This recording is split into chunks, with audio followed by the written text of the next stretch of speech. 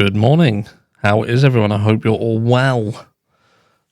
I am 21 today. For about the 20th time. And what are we talking about? We're talking about Bryan Kohberger and the gag order.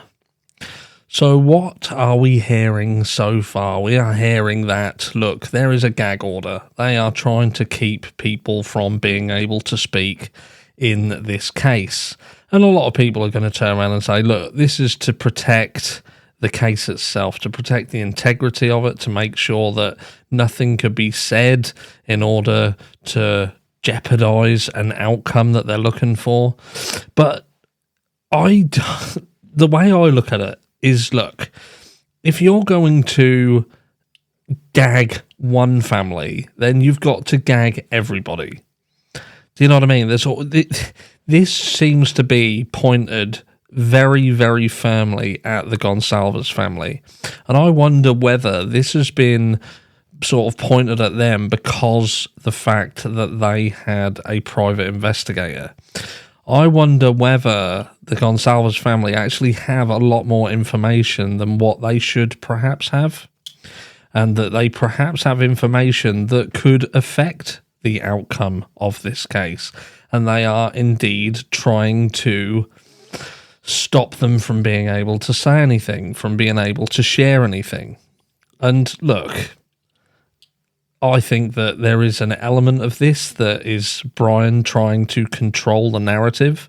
You know, he has turned around himself and said that he is in support of the gag order and they are against the loosening of the gag order. We'll have a look at it here. Look, this is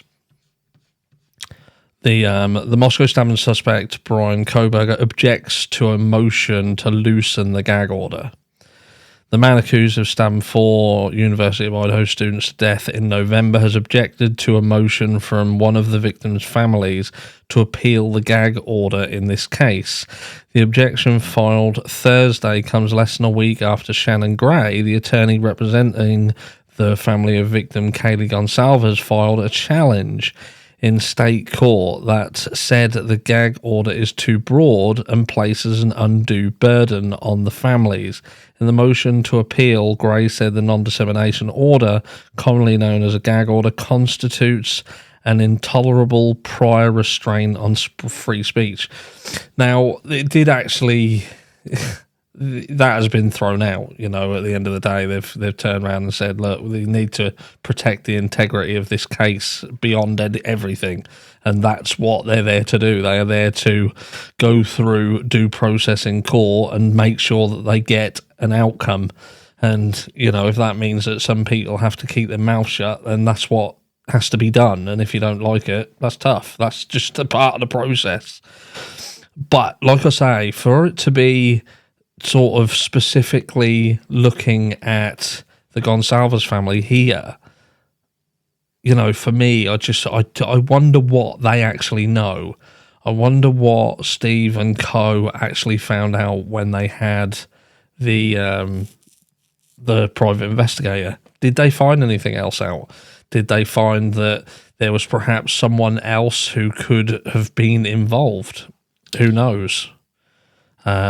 And maybe they're upset that they now can't say anything and that they feel that they have things to say. We know that Steve has always been one to want to talk. He hasn't been happy about how this has been handled. You know, he's made it very vocal, his feelings throughout this situation. But who knows? Time will tell.